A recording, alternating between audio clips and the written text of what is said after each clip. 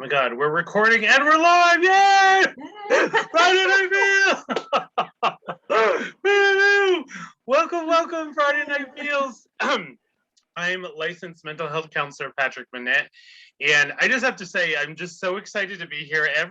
Even though it's the show I created, it's still an honor every time I log on. First of all, because the technology worked, as we discussed for a year and a half now, but also because I'm always humbled by the people who take the time to come onto the show and to spend time with me. And tonight, I'm going to introduce in a few minutes, we have a really amazing and brave guest, so I'm super excited. So Friday Night Feels, everyone. This is a show, as most of you know, but just in case you're new to watching it or listening, is a show that I created last March when everything was shutting down. And it's really, I didn't really have a vision when I started it, and it's become, for me, one of the most beautiful experiences of connecting with people from all over the world, local, far, all around, of hearing their stories, not just with mental health, but with resilience, with trauma, with growth, with development, that I feel really connects us all on a human level. And I'm so excited and honored that you're joining us or watching us and listening on the podcast. And please remember, if you are listening, we're on all of the major podcast platforms now. So tonight, and I always apologize if I misspell or mispronounce the name. I was just talking with my guest about this. So if I mispronounce it, just throw a shoe at me or something, okay, Sarah? So Sarah Munn Wojtaszek. Wojtaszek, thank you. The anxiety comes in. I made it more anxious. I'm sorry. Wojtaszek, I haven't phonetically spoken. I'm so sorry. Sarah Munn Wojtaszek. She is a North Country native. She graduated from SUNY Albany in 2005 with a bachelor's degree in psychology. And then she moved soon after to Saratoga Springs, New York, and then to Kansas City area, where she worked as a patient liaison for Psychiatric Associates of Kansas City for 5 years while living in the Midwest. After the birth of her third daughter, she worked remotely for PAKC until March of this year. Now working full-time as executive director of the bereavement support group for families of infant and pregnancy loss she founded in 2020. Sarah will be telling us more about this, but the name of the organization is Healing Grace. And Healing Grace's mission is to provide support, guidance, love, and community to families that have suffered or will suffer the death of an infant at any stage of pregnancy and within the first year of life. They exist to cultivate hope and provide the necessary support for the healing journey after loss, including but not limited to professional and peer support provided in individual, community, video on demand, and workshop settings, birth planning, funeral planning support, as well as comfort boxes and other products to support the maternal grief. This is a community that has come together because of loss, but is connected by the mutual vision of hope. So welcome, Sarah, to Friday Night Feels. Thank you for having me. Yeah, I'm so excited. And one of the things Sarah and I were talking about, it's a small world. Sarah's I love following people on social media because you get to know each other. And Sarah and I have been chatting for a while I really wanted to get to know you. I really want to. So come on to Friday Night Feels. We'll all get to know each other. Exactly. In Sarah's office, it's 62 Brinkerhoff, or is it? Yes. 62 Brinkerhoff, which is actually where one of my first offices was. So we were just talking about what a small world it is and what a beautiful area that is to have a business. Yeah, I love it. My office here is nothing like his office was. We discussed that, but my office, it like you walk in and it just has a soul. So I love it. My office, I loved. I was there for a few years, but it was one step above like Harry Potter's Under the Doorway. What did they say in real estate? It was quaint. Quaint. So Sarah, and one of the things that I share when people come on is, they usually send me the bio. And I didn't read all of Sarah's bio tonight because I wanted her to share it with you, but it was one of those bios that actually really moved me to tears. because it was so vulnerable and so beautiful. And I just felt really honored that you shared that with me and that you're coming on to share your story, but also to share with us this amazing organization that is so needed. And I think it's a population that doesn't get enough attention. Absolutely, 100%. So where would you like to begin? And is filter free? Friday Night Feels? So I think, well, I'll start from the beginning. I think to understand why I do this, I need to give honor to my daughter, Grace. And in 2000 and so in between 2005 and 2010, my husband and I were living in Kansas City. We decided, let's just sell our house and move to an area that neither of us had lived and just kind of step out of the box a little bit. And so in 2008, I became pregnant with our first child, and we found out early May. And like every couple that finds out that they're pregnant and having a baby, you immediately become excited. You know, you call, you tell your mom, you tell your dad, you tell your aunts, uncles, grandparents. You know, you basically there's no thought that anything could go wrong. It's just, you start planning and you start thinking about what's going to come in the next 18, 20, 50 years. We've got this baby coming, right? Of course, you have all that so hope. It's not just the it's not just the immediate moment. You start looking at everything. And so I was coming out of, I had zero morning sickness. The pregnancy was going well. It was June. I was in my office at PAKC in Kansas City. I was, a doctor had come in after being at the hospital and was telling us a story about a nurse having been pregnant full term and went in and had the baby, and the baby had died. It was a stillbirth. And so he turns knowing that I'm pregnant and in my late first trimester, and I can feel myself in that room at that moment, and I can put myself there. And he turns and he looks at me, Sarah, don't worry, nothing like that is ever going to happen to you. And so I went on my way, and August came, and it was time for the 20-week ultrasound, and everybody's like, oh, you're going to have a girl or a boy. What do you think you're having? You know, you go into this appointment, and you're full of excitement, and go into the ultrasound room, and the ultrasound tech puts the wand on my belly, and it wasn't on my belly a minute, and she got up and walked out, and I knew something was wrong. My husband assured me nothing was wrong. No, everything's fine. And so she comes back with the doctor, and the doctor puts the wand on my belly and proceeds to tell me that my daughter will not survive. Nothing will save her. She has a neural tube defect called anencephaly. And this neural tube defect is where the spinal cord did not fuse, so she didn't get a skull, so the brain couldn't develop. And it's a life-limiting diagnosis, and it's fatal. Ultimately, it's fatal. I immediately had a physical response. I threw up in the ultrasound room. I was screaming and asked them to, I just wanted to rip the baby out of my belly. And so at the beginning, I had decided I was going to terminate the pregnancy. I even went as far as scheduling it. The appointment was on a Thursday. I went into the doctor. My provider didn't do that. It was a late term, obviously 20 weeks. So I went into another provider, scheduled the termination due to medical reasons.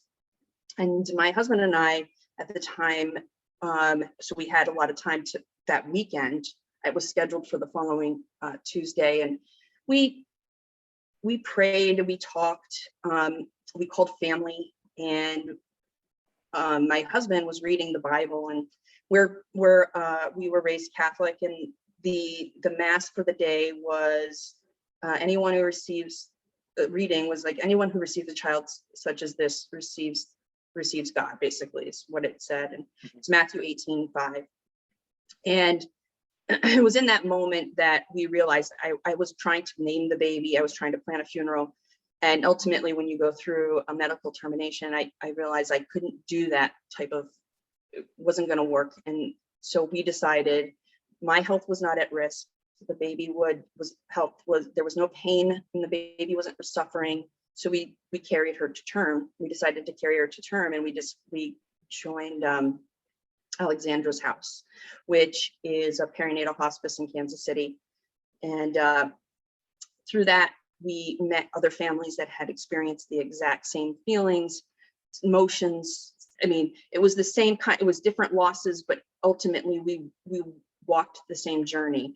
And it was other families supporting us and lifting us up, as well as the house mother, Patty Lewis, who founded Alexandra's House after her niece passed away after 28 days. And so in October, we didn't find out what we were having. It was October. One of the families that had lost a baby to anencephaly a year before us, the mother brought us in and did, after her work hours, and did an ultrasound and let us see Grace moving around in there, and, you know, told us we were having a girl. And so we started planning and naming her and planning the next steps. And so on December 2nd, she was born at 7:56. At the time she was born, in the OR, White Christmas was playing on the radio.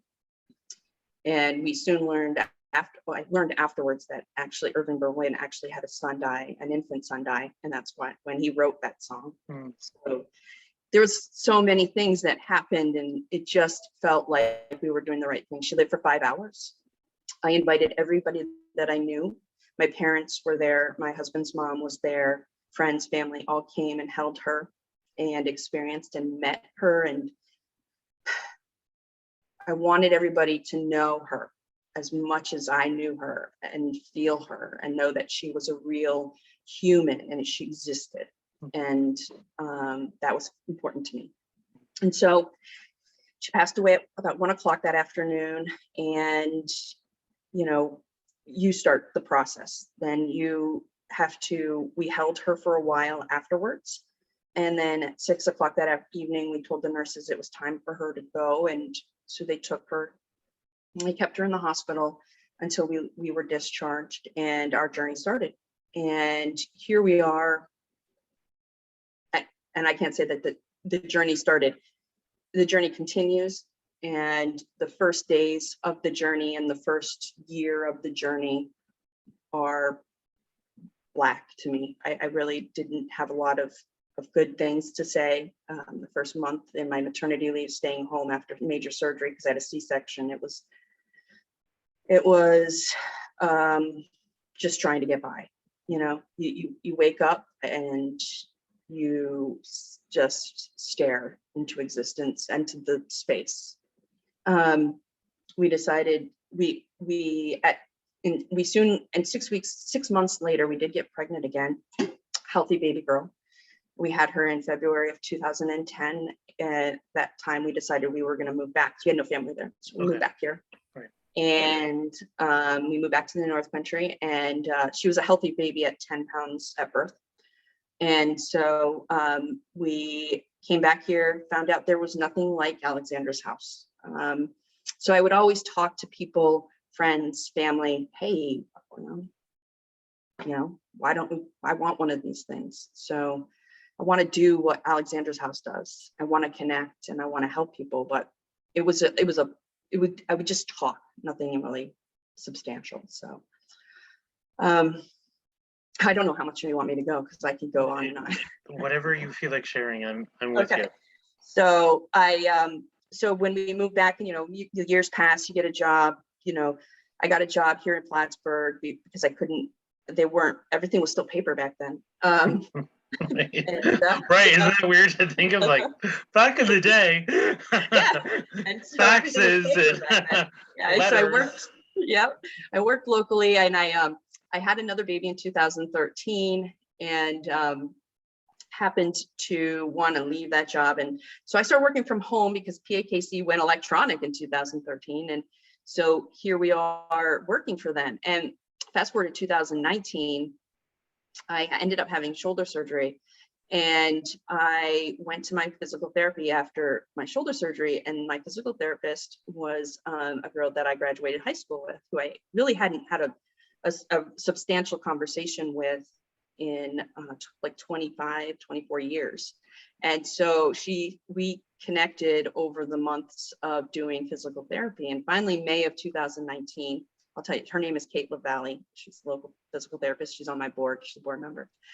In May of 2019, she said, well, why aren't you just doing it? Because I, again, was bringing up my dream of having an Alexandra's house.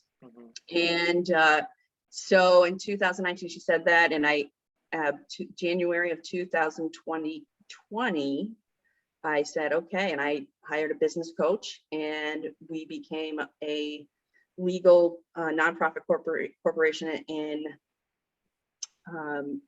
July of last year, and we got our 501c3 in October. Congratulations. I know that's not an easy feat, so congratulations. It is not. It was, and it seems like this is every time, everything I do seems to happen. So the 501c3, we submitted that in August, and I checked the status in October, and they hadn't looked at applications for a 501c3 since April 9th of that year. So I was figuring I'm not going to get this 501c3 in forever. It seemed like it was. So, but at the time I needed to send an addendum in. So I had sent that addendum in, and whoever received it granted me my 501c3 before. So I kind of jumped the line, and and here we are, like, a year later, like in office, I things just keep happening. So it's like there's something in the universe that's really making everything happen and come together, because it's important work, and it's important that we have it and that families have it. Right. Right. And I just have to say, and I'm sure, and some people are writing in too, of, like, I moved for you and your family and all of that. And, like the courage, because it doesn't matter how long it's been, it's still alive and it's still raw every time, right? Because you relive it. And so I do really appreciate you coming and sharing this with us and spending this time with me to bring this message, because I think one thing that I'm taking from you is that you take the bitter of life to make it sweet, not just for yourself, but to open it up and pay it forward for other people, because that sense of community sounds like it's what helps save you. So for me, in my experience, was connection, right? I was I will tell you, if I didn't have Alexandra's house and the connection of the other families that had gone before me, and I could see living life take, yes, they had their moments and everything, but they were living life, and they were living a good life. And seeing that joy, that hope, allowed me to see that I could have hope, and that I could find it. I could have it. I too can have this, even after losing this baby that I wanted since I was a little girl. I can find that moment where I can smile again and truly feel joy in my soul. And it's important that, and so it was that connection and that community that got me to where I am. And I feel that strongly that others need that too. I think that it's I've always said, since I've started this and met people, everybody says it takes a village to raise a child. It takes a village to heal from losing that child too. So, I'll read the question in a minute. Yeah. So, it's important that we all come together and become a part, a community of families, and just support each other, right? And lift each other up. Right. And it's interesting, and I'm glad you said this, because the other piece too that I wanted to go back to is when you said that those days where you were Black. And it just makes me think of when I was in grad school and we learned about grief, right? from a book. And I remember learning about the stages of grief, you know, all of this. And I always hated it because it seemed so linear and cold. It is not. And it's not, because that, you know, and I went to a training years later where the trainer said the same thing, said grief doesn't go away. No. It doesn't have to, because you never stop loving this person who you love. Right.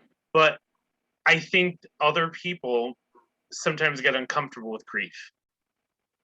And they sometimes want to force people through their grieving for their own inability to deal with it.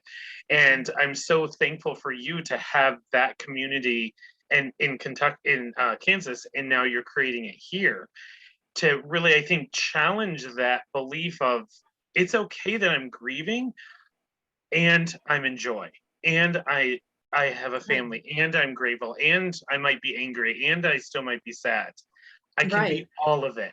It's all and, it's not but. Right. But you have a family now, so you should be, no, it's not but. Yes. It's I have sadness at times and I have a happy family and I'm going to be happy again. Right now I'm in that moment. And knowing that you can accept wherever you are at that moment, that has been a huge key for me, is accepting that it's okay to be sad and it's okay to hold that grief and experience it when it comes up. Right. And that people, and it sounds like from what you're sharing is you're teaching people that they can talk to you about it, that they don't have to be afraid that they're not going to break you. It's like, you're already living it. You've already gone through one of the worst nightmares. Talking about it and remembering it is, you're already living in it. And I think people sometimes get so afraid. I don't want to upset them. I don't want to, you know, put salt in the wound. It's life. Say my baby, you know, it's like, you know, people don't ask moms, like, how was the birth? How, you know, after having a baby and having it born still, you know, people don't want to say the baby's name. They don't want to ask about the, you know, the birth. They don't want to ask questions. You know, asking questions and talking about my daughter keeps her alive every day for me. Right. And, you know, if you come to my house, my two daughters who never, ever experienced Grace, never met her, she's a real person in my life, and she's a real person at our dinner table. We talk about her every single day, and it's often said, just say my baby's name. Ask me, did I name what's my baby's name? Use it in a conversation, you know, acknowledge that they existed. A funny little story, my daughter, who's now 8, going to be 9, she was probably 5 or 6 at the time, and we're at dinner, family dinner. And she asked me how old Grace would be in December. Her birthday's in December. We celebrate it every year. And she said, how old's Grace going to be this year? And I think she was going to be 11. Would have been her 11th birthday. And my daughter's like, oh, she's going to be a teenager soon. She can do whatever she wants. And I had to turn to my daughter and be like, heaven or on earth, no teenager gets to do whatever they want. You know what? Julia, she was totally testing you, Mom. Yes. She was setting it up. Yeah, exactly. Yeah. Yep. And she's the same person that comes to me and says, you know, I'm really upset with you because you got to meet Grace and I didn't. And so there's that reality too. So they have grief, even though they weren't in the room or with us at that moment.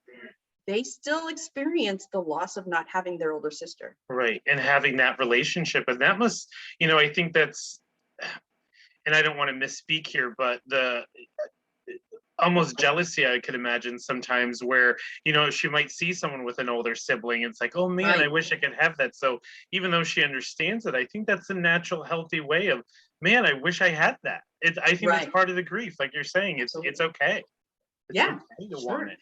And we talk about it and I hug her and she cries, you know, she cries and I hug her and I said, it's okay. You can miss her and you can, you know, want to have her here. I want her here. So it's okay for you to want her here, you know, and it's not, and it's important to kind of validate where she's at with that and understand where she's coming from. Right. Now, if you don't mind me asking, how did you and your husband as partners handle this? Well, that was a big thing because I am my husband and I, prior to this, I think I tended to want him to feel certain things prior to this all happening, prior to becoming pregnant, you know, I was that typical, well, you should be sad about this, or you should feel this, or you should feel that way. And when I met Pat Lewis, who was the house mother, we would meet with her on a pretty regular basis. We'd go to Alexandra's house, and sit with her and talk.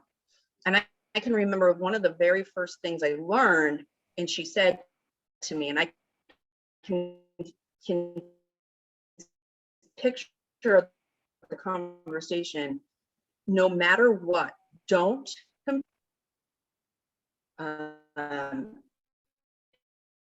his grief and how he's, you know, and she said the same thing, don't try to control her. So basically, I was, well, I'm not going to get in the way of it. He's going to handle it, and that really set the tone for me, not kind of forcing what I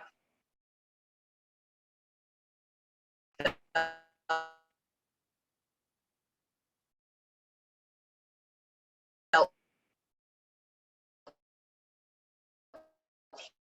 he should be doing.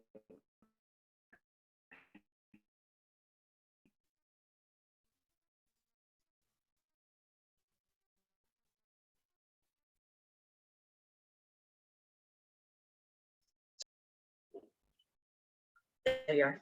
And so if moms aren't getting cared for adequately, dads and partners aren't getting cared for adequately, siblings aren't getting cared for. So, but that was our journey. Don't try and force each other to do something that we aren't comfortable doing.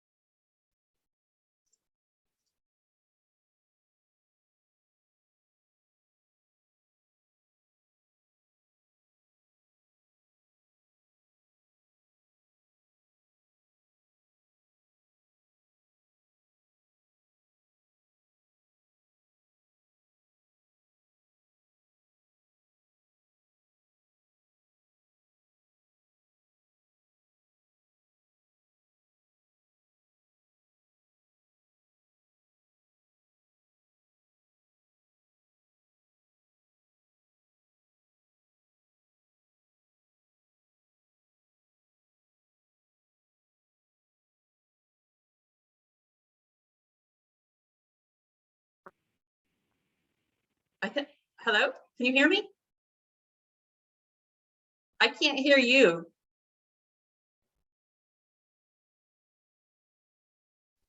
No. Oh, now I can hear you. Okay. Sorry, I was like, wait, like you know, you're going into the. It's like, shit.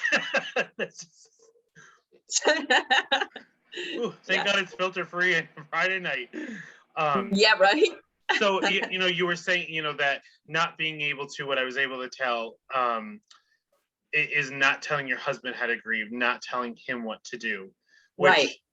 You know, I work with couples all the time, and that, you know, the way that men and women deal with things in general are very different, but grief, yeah, that powerlessness, that must have struck both of you. It did. You know, one of the things that for me, I need to talk about it. I need to share. I'm an open book. I wear my heart on my sleeve. I'm very in touch with my heart and being open, and that's how I heal connection. My husband is kind of the keep it in, don't talk about it, don't look at it. And it's funny, and it's not funny, haha, funny, like, you know, this gets brought up. So I'm a 501c3, I'm a nonprofit, I'm doing this, and and we're having a conversation in December, and he's like, I don't know if I've ever really dealt with it. He never, we have a video that our photographer made of her birth. He's never watched it. So,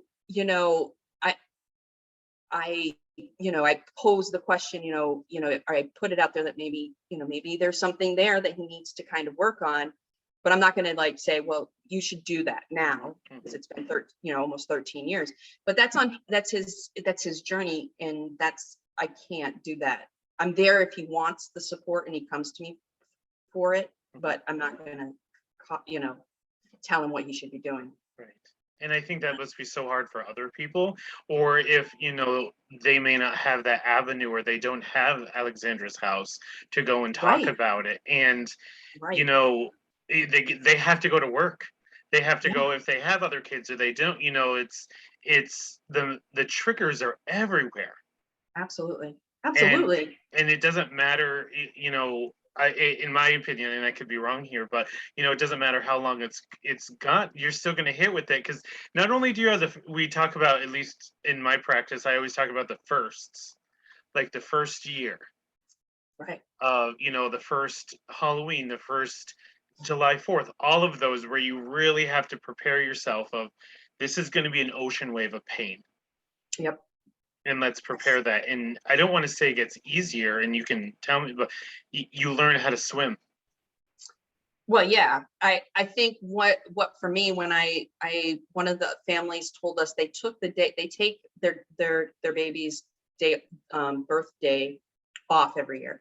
And when I heard that, I was like, okay, yeah, that's what I'm going to do. So her first ever day, every December 2nd since she was born, I don't work.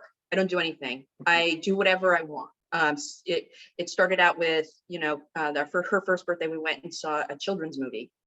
We went and saw Jim Carrey's The Christmas Carol. Oh, cute. Yeah, the animated one. Oh, right. And yeah. And then, the last couple of years, it's just been me taking the day off. And so, I go and whatever self-care thing that I feel that I really want to do. Like last year, I got a massage on her birthday, and we do cake, and we try and do like a special dessert, something you would obviously do for a child's birthday, right? And we acknowledge her birthday, which is funny, not funny, again, but just funny, interesting.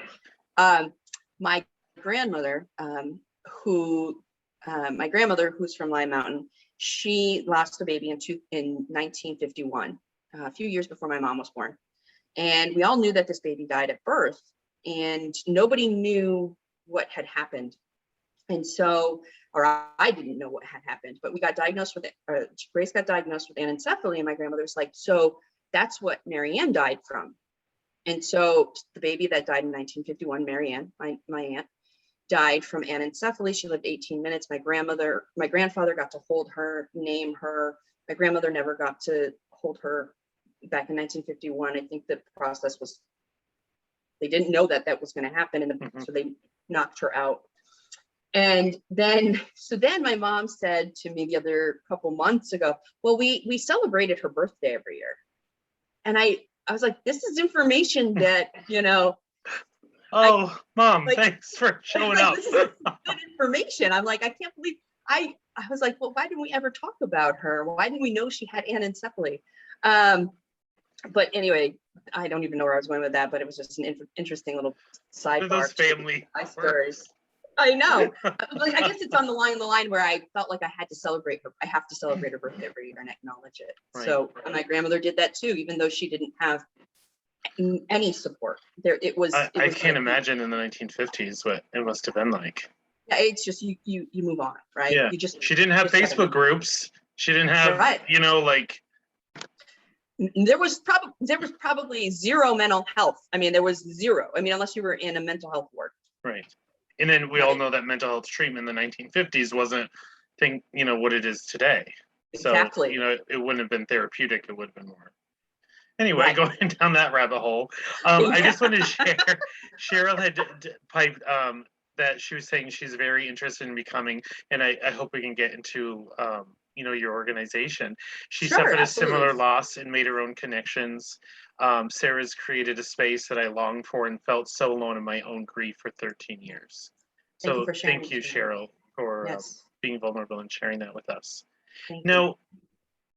can you share a little bit of what your organization offers? So absolutely, I love to share about that, because basically Healing Grace is a reflection of my process in my life, right? I find that I can live in joy, and I can live in happiness and hope, and embrace the sad and the dark days. So here, what we're doing, and we're still developing, but so we do peer support, which is families, and I encourage families. A lot of the time, these groups that we've had, it's been the moms, but I encourage husbands, wives, partners. I want it to be a family event where we can come together and become a community with peer support. And then, because then the dads and the partners can share their journey, and it's a whole community, like a whole experience. It's the whole thing. So we do peer support. We also are looking at types of doing workshops. Like we have a workshop in October with Rivka Silly, who is in LSCW out of Saranac Lake. She's also has tons of holistic certifications, Reiki master, to name a few, yoga, different things. She's coming and doing a talk about opening our hearts, dealing with the heart chakras, and kind of embracing and being open to healing. So we want to do more of that, and kind of doing, so that would be like an intimate talk where she's going to share her knowledge, as well as kind of help the small group kind of open up a little bit and guide us. We also have comfort cubs that are weighted teddy bears.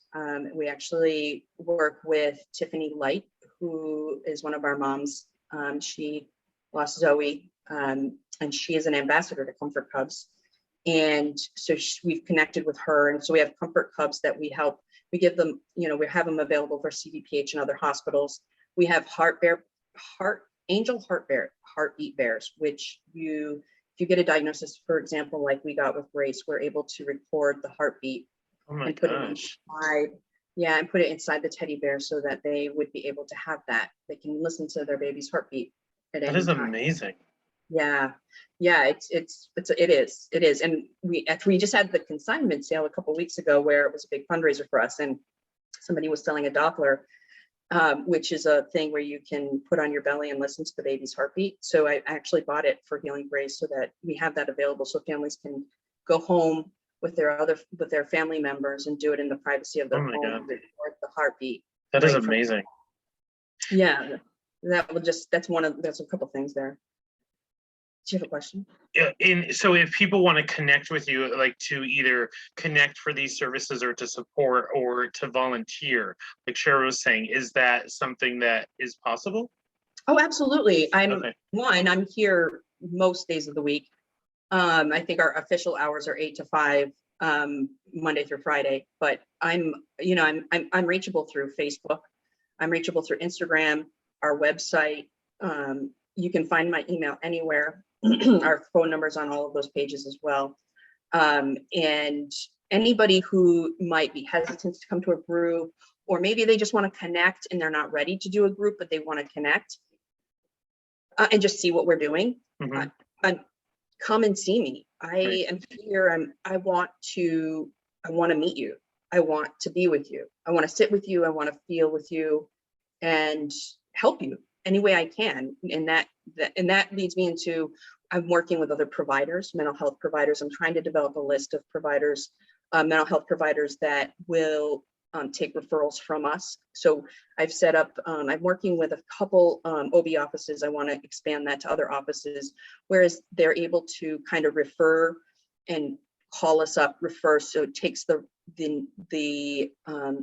takes the responsibility out of the mom and the dad, and have me follow up and call them and check in on them, and then see what they need. So if they need a referral to a counselor, me being able to kind of reach out for them. So it kind of, because when you're in those early days, you do not want to do anything. No, So I'm here. You can't do anything. That's why I'm here, and I'll help and I'll do it. I'll do that part. If you're not ready, I can follow up. I can check in on you. I can, set you up with whatever kind of services you need. Do you want holistic services? Do you just want somebody to sit with you? Right. Do you need somebody to watch your kids? Or there's ample, tons of things we could do and help, and how we could support. I've been working with the Lake Champlain OBGYN as well as CVPH OBGYN, trying to develop a process for that, so that they're seeing the family, I'm seeing the family, and then hopefully somebody in the mental health community will be seeing the family. That's amazing. And I can just imagine, even as I'm listening to you as a person in this community, even, I'm just trying to put myself in their shoes of, even if I'm not ready, it's too fresh, it's too raw. I think it must be just like being on a merry-go-round that never ends. And just knowing, all right, Sarah is there, I'm just going to connect. And when I can get off this ride from hell, I know there'll be someone who will help catch me. Right. Exactly. That's just the ultimate goal. And that's all we can do. Right. And just knowing that somebody's there, I think in the early days, just knowing that person's there is a help. Right. Like I know that there's somebody there, I know they're there. I'm not ready yet, but I know they're there. Right. And that's my job to follow up, over the next, until they, for the next several months, until if they finally say, I'm not interested, or, just check in. Hey, how are you doing? And that's basically, I've worked with several families over the last year. And a lot of times it's just like, hey, I haven't heard from you in a while. How are you doing? Mm-hmm. And, just saying hi, right? Simple. How are you? I'm thinking about you. Those simple words, I'm thinking about you, can do amazing healing, right? Just knowing that somebody out there is thinking and holding me. Another thing we do is comfort boxes. I was telling you about the woman that did the ultrasound to tell us that Grace was a girl. Her son's name was Champ, who had anencephaly. She started a program in Kansas City called Champ Boxes. And in the boxes, it was comfort items for moms while they're in the hospital after a loss. And so I am honoring Champ as well, because it's Champ's, these are Champ. So we are also doing Champ boxes named after him. And we are doing like warm socks, lip balm, lotion, a book about, I've been really connected with Zoe Clark Coates, who is she experienced like five miscarriages, and she's from the UK. She's written several books, very big in the infant loss grief community. And so we were going to provide a book, provide a remembrance, and so they get that, and so they can see, okay, oh, we got this box. So it's like, you think, well, it's a simple box, but when you're feeling like crap, mm-hmm. Crap is putting it lightly, mm-hmm. but and you get a little box of like, hey, this is, somebody was thinking that you might want some nice little items here. Mm-hmm. So let's hold you. And I got one, and I just know what it felt like to know that somebody else out there was thinking of me. So. And that's so beautiful. And it just makes me think of, when, going back to what we've been talking about, of that community, that connection, those are the themes that really seem to resonate with me, of when I know someone, like in the mental health field, when someone is struggling with grief, with depression, with PTSD, with anxiety, it can be excruciating, and it can make everyday activities almost impossible. But one of the biggest problems is it's invisible. Right. So, absolutely. Oh, you're out to dinner, you're laughing. That must mean we're okay. So we can pretend that this didn't happen. Or, oh, you went to the store today. That means your depression or your trauma's gone. It's almost as if we need like a little plaque that says, nope, still in pain. Yeah. Still in I pain. mean, I think when I think about PTSD, I think about the moment finding out that she was going to die. I physically responded with throwing up in that office, and I mean, the day of her birth, obviously I think that was the day she died for me, right? So I was actually talking to my aunt, who my uncle passed away from ALS last year, and so I was talking to my aunt recently, and we were discussing that moment where we found out, and it was like when then she found out that he has ALS. That's the moment you start processing it, right? And so when I found out Grace was going to die, that was the moment. Not physically, she didn't die physically, but the reality was there, and that's the PTSD for me. Like I can, every August 7th at 1:00 in the afternoon, it's like I'm back in that room, that small little dark room, and I want to scream, you know? And I think some people will hear that. I can see two reactions of being able to connect with that. And then other people will question, well, then are you going to be this way forever? You know, sort of that confused way. And they see that because you're still remembering it, because it changed your life, that something's wrong. But I think having conversations like this normalize it of, no, Absolutely. this is a piece of the mosaic of my life. Right. Just like the I can't run from it. I need to, and exactly. So one of the things, I've been on a journey.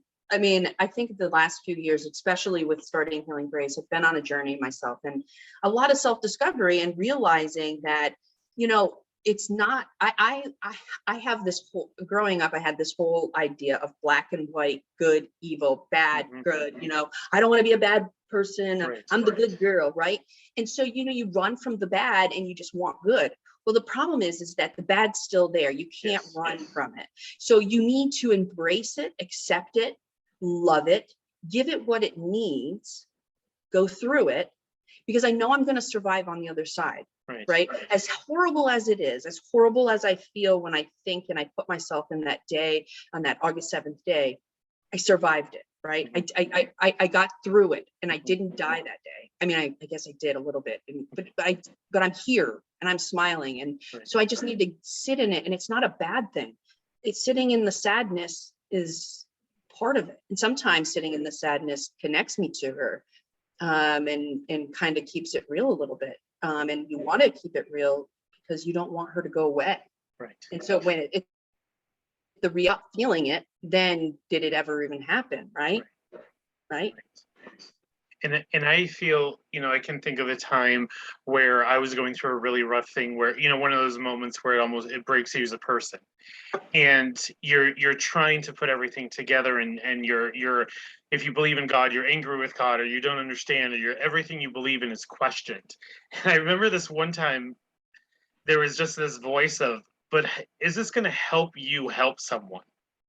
And I don't know what it was. It was just it was like someone was just whispering to me, and I thought, oh my God, I'm going through this for my own growth, but I can use this to help someone. Right. And it was like I could breathe again, and the color came back of, this is that connection. And even though it was just me, myself, and I, or whatever you believe in, of oh my God, this is bigger. This is not where my journey ends. I have to keep going on. Right. You just keep going forward. And I was listening actually to Brene Brown this evening, kind of getting myself kind of prepped, because she's Brene, come on. And, you know, it was all about, and she was on with Dan Harris, who does the 10% Happier podcast. And I don't know if anybody read his book, but he was like this journalist, this television journalist who like had panic attacks on air, and how he journeyed into, I read his book, he journeyed into meditation and things, and how his journey into meditation was anything but smooth. And how he helped himself with his anxiety. Anyway, so I just kind of, the whole being vulnerable and going into that vulnerability and going into that the pain in the dark is courage, and going through it. And it's not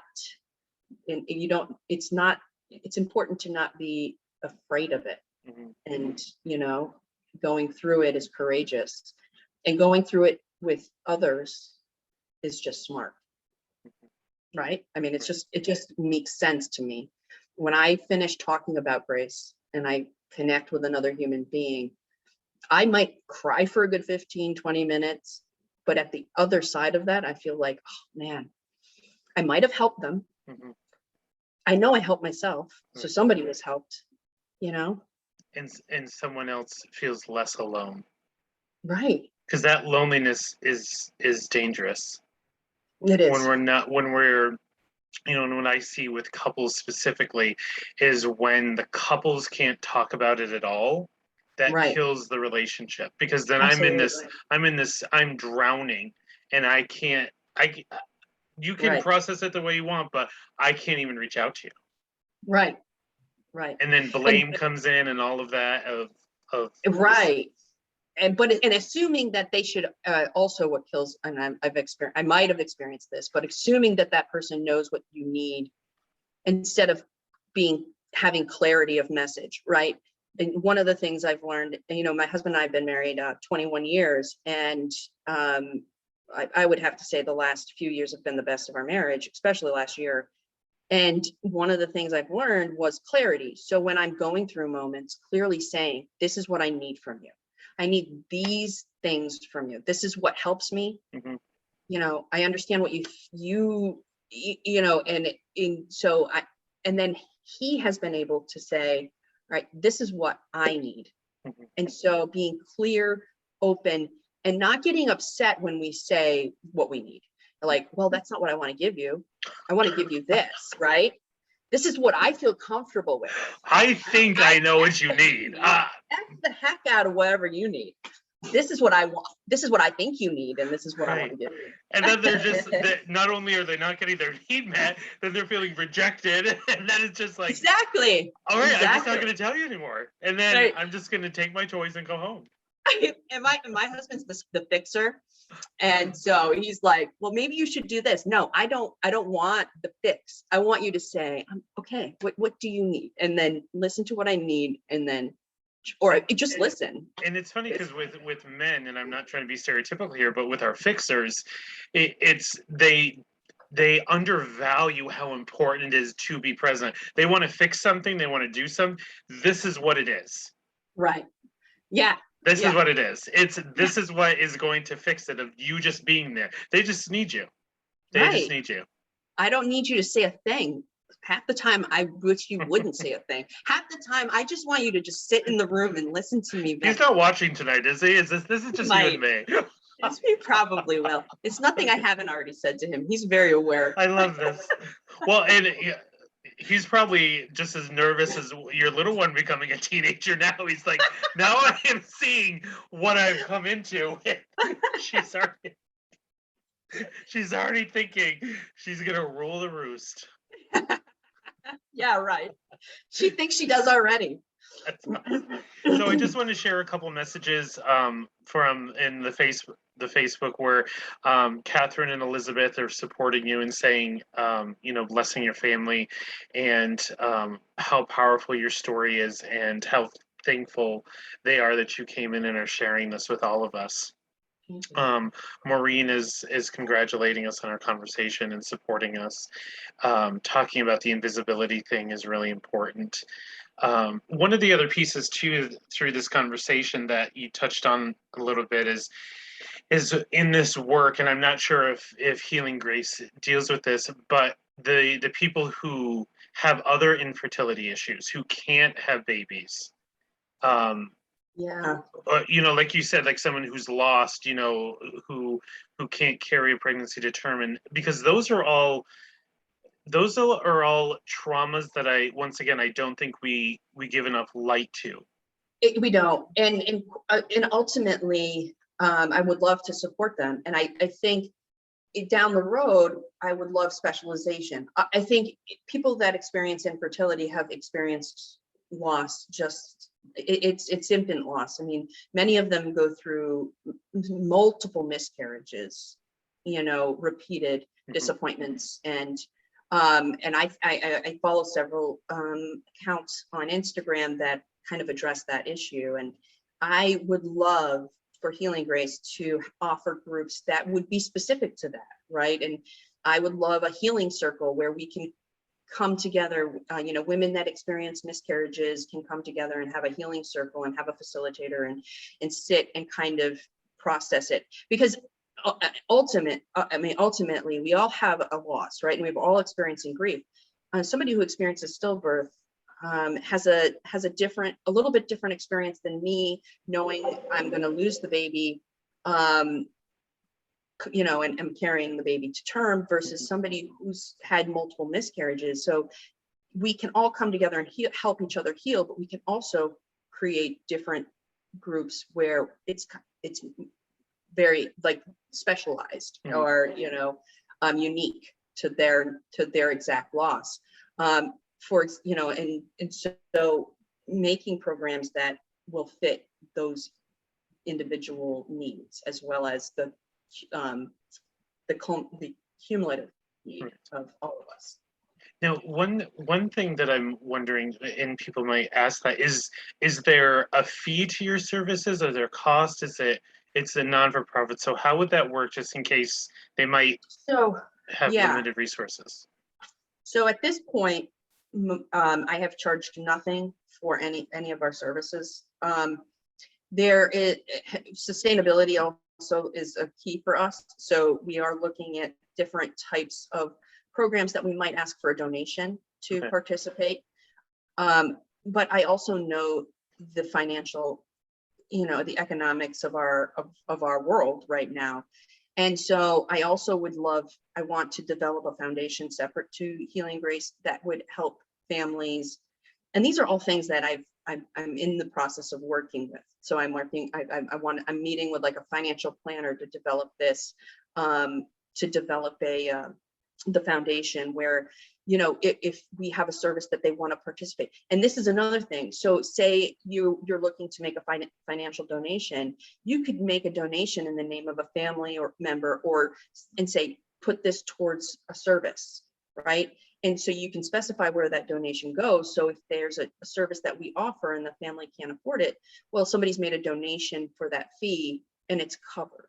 So but at this point we have not charged for any of our So if people wanted to get a hold of you, and I know you mentioned different social media, what's the best way for people to connect with you? How would they find you online? So they can call me, and that online it would be at on Facebook. It would be Healing Grace Center for Hope and Healing Facebook. On our website is healinggraceph.org. So healinggraceph.org. They can also email me, which is Sarah W at healinggraceph.org. Our number is also 518-254-5505. Right. And if anyone also is watching or listening and you want to connect, just email me as well or connect with me. And we're following each other on social media, so I will gladly connect you if you have any issues finding Sarah and anything like that. So Sarah, as we wind down on our adventure tonight in Friday Night Feels, I have one final question for you. Okay. What is one thing that you would like the audience to walk away with tonight from our conversation? I think it's ultimately that you can, like I feel in my own life, I can feel and experience the ultimate loss, the most horrific tragedy that I could imagine feeling, and still walk in joy, still live with happiness. And so it's not I'm either sad or I'm happy. I can be sad and I can find happiness. I can have both and embrace both and live with both. And I can find life even in death. And so that's my mission, my life, not just the organization's mission, but my mission. When I first moved into this new office, my landlord said, "Man, you bring life to this building." And I was like, how perfect am I living my mission, running a bereavement support group and bringing life to a building? I mean, that's the ultimate goal, right? Bring life. That's beautiful. That's beautiful. Sarah, thank you so much for coming tonight. And, you know, big hugs to you, your family, your husband. Even if he doesn't always know how to express his needs, we still love him. I do. And, I love you know, dearly. And we're so thankful, you know, as a mental health provider in the area, the gratitude that your family has created this organization, and hopefully we can work together and support this amazing population. Thank you. Thank you to everyone who's watching, will watch and listen, and please connect with Sarah. You know, if there's anything you think you could do that might help. And I hope you all have a beautiful weekend. It's the fall, so foliage is coming, fall foliage. And I hope you have a beautiful weekend, and we will see you in a couple weeks here on Friday Night Feels. Take care, everyone. Bye-bye.